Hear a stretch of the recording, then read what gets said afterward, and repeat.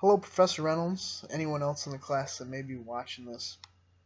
I decided to do my video presentation on John Winthrop. He was born in 1588 in England. He was the first governor of the Massachusetts Bay Colony, as we read about in the readings and you had talked about in your presentations. He's kind of considered that chief figure for the early Puritans that founded New England when they came over and colonized over here. He's very strong in his Puritan faith. He went to Cambridge when he was 15, graduated at 17 years old. He was very strong in his Puritan faith. He did a lot of scripture reading. He attended church regularly. He did a lot to strengthen his Puritan faith. And that kind of what led him to end up colonizing New England and heading over to America was his faith and the belief that he had a higher duty to make the world a better place, kind of. He viewed the world as a wicked place. Like I said, it was kind of his duty to rebuild it. He said, "The life which is most exercised with trials and temptations is the sweetest and will prove the safest."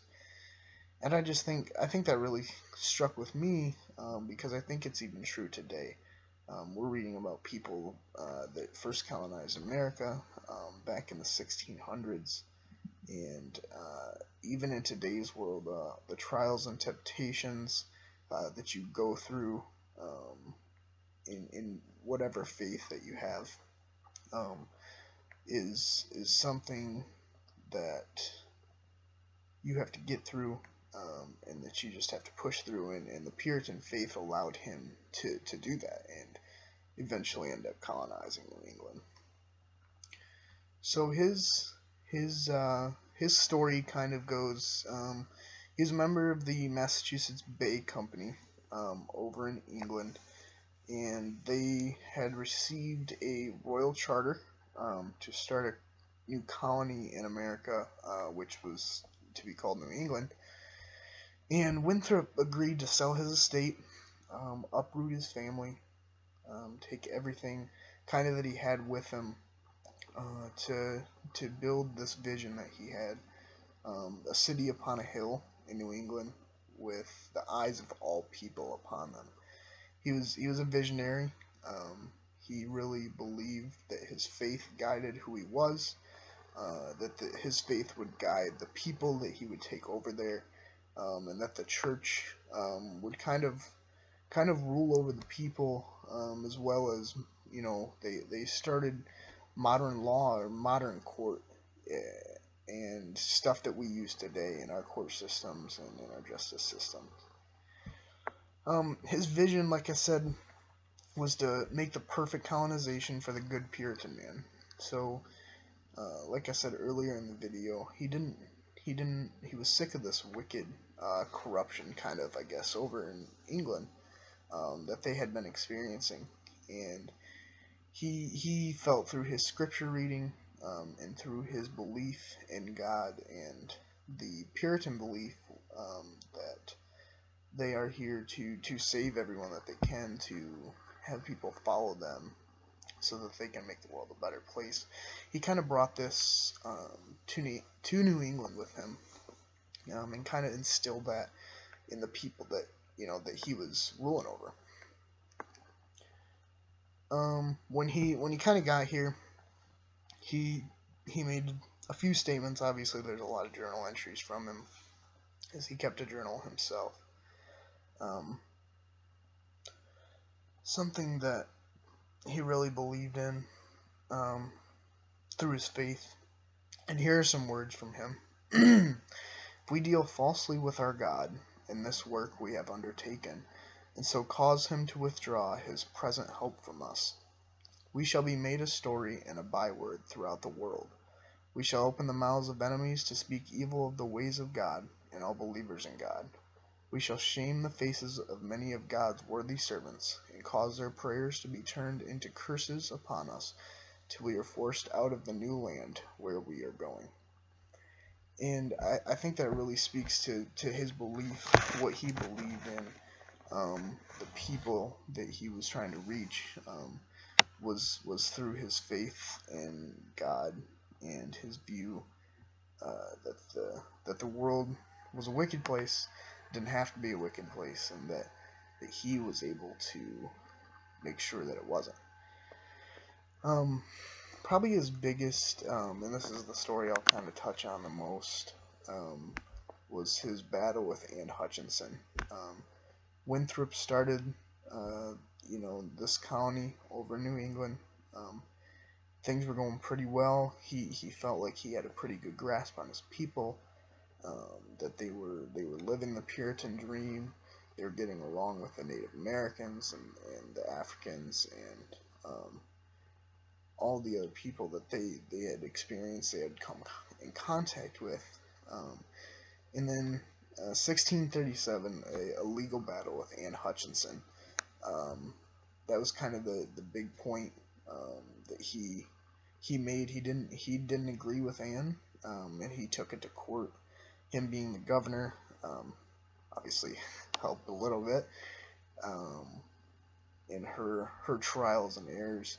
She had just taken over one of his Boston churches, that he had just really not realized. I'm sure back in the day he's got so much to do being the governor of that colonization, and what he was doing in his faith and trying to reach more people, and trying to also uphold the laws that he had made, and that he had told his people that they had to do as well. So there was a lot of stuff going on. I don't know how he didn't catch this a little sooner, but um, I guess we'll never know. So Anne Hutchinson, the whole battle, she had taken over one of the Boston churches, and she had been professing a faith or some beliefs that was not the Puritan way, that Winthrop didn't agree with. His whole control and his whole mindset was set on making sure everybody believed in his goals and in his accomplishments and what he was able to do through God, and how you were supposed to do it. And Anne Hutchinson didn't didn't really do that, and so she ended up being banished. And he wrote about the court case and how it ended up, and I'll read a little excerpt from that. If we deal falsely with God and his work we have undertaken, and so cause him to withdraw his present help from us, we shall be made a story and a byword throughout the world. We shall open the mouths of enemies to speak evil of the ways of God and all believers in God. We shall shame the faces of many of God's worthy servants, and cause their prayers to be turned into curses upon us, till we are forced out of the new land where we are going. And I think that this speaks a lot, as far as what he believed in, and why he had attacked Anne Hutchinson so hard. He wasn't a tyrant, per se. Is described in many of his journals, and many people who have studied him and his works and different things like that. But he was obviously wanted to be in control and was in control of his colony. And so anyone that would dare go against his beliefs, was going against God. And that's what all the Puritans believed.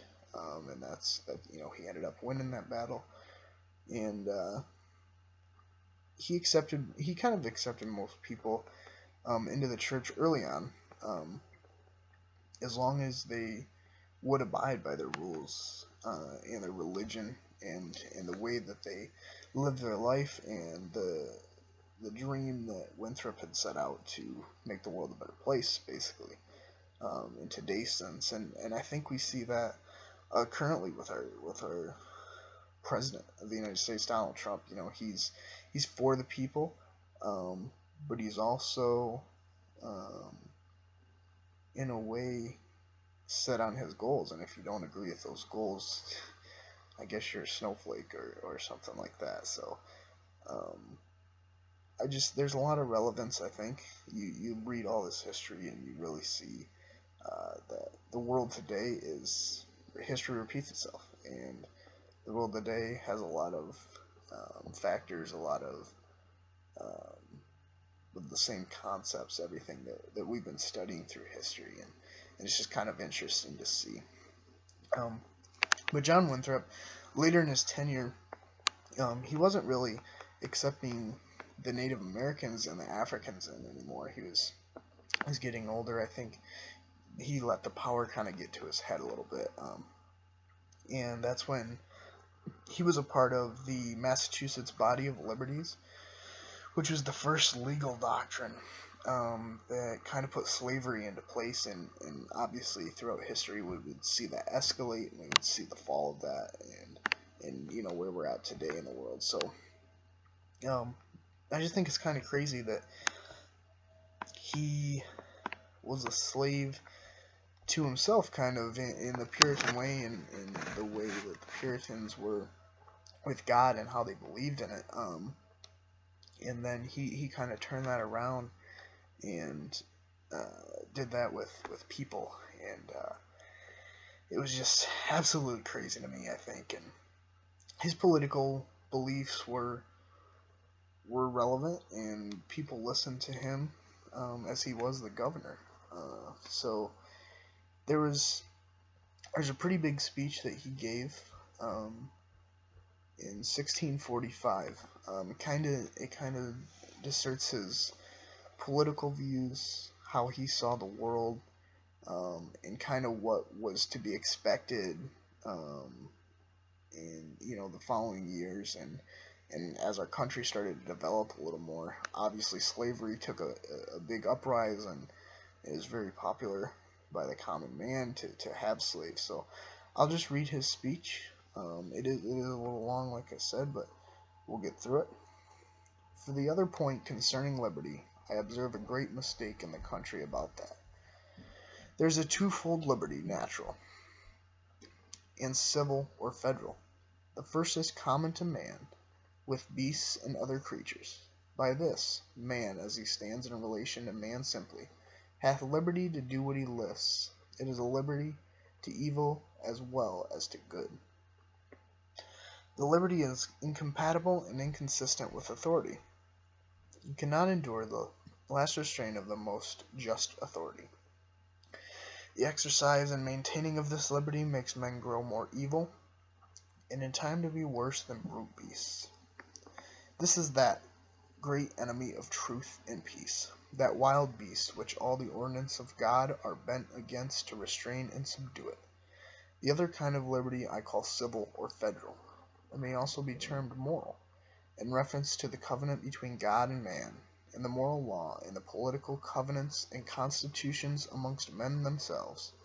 This liberty is the proper end and object of authority, and cannot subsist without it, and it is a liberty to that only which is good, just, and honest. This liberty you are to stand for, with the hazard of your lives, if need be. Whatever so crosseth this is not authority, but it is temper thereof. This liberty is maintained and exercised in a way of subjection to authority. It is of the same kind of liberty wherewith Christ hath made us free. The woman's own choice makes such a man her husband, yet being so chosen he is her lord, and she is to be subject to him.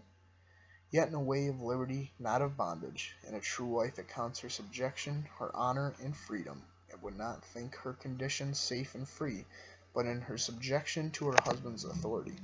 Such is the liberty of the church under the authority of Christ, her king and husband. His yoke is so easy and sweet to her as a bride's ornaments. And if through forwardness or wantonness she shake it off at any time, she has no rest in her spirit until she take it up again. And whether her Lord smiles upon her and embraceth her in his arms, or whether he frowns or rebukes or smites her, she apprehends the sweetness of his love in all, and is refreshed, supported, and instructed by every such dissemination of his authority over her. I think this really speaks to who Winthrop was, and his belief. He had a loving wife, loving children, His kid went on to be a very successful scientist, and was doing great things. But his the number one thing we can take from him was his belief in the Lord and in God, um, and how he reigned supreme over everything. That was how the colony was run. That's how early New England was run. That's how he governed. And I just think it's very interesting to see that in him. And then you kind of look around today in 2018 we're in now, and it's just crazy because you don't see a lot of that anymore. Is there's a very fine line between the state and the church, and it's for the better. Not everybody is religious, and we aren't really based off of our religion anymore, but rather who we are, and it's just interesting to see. I think I think Winthrop really left his mark on America.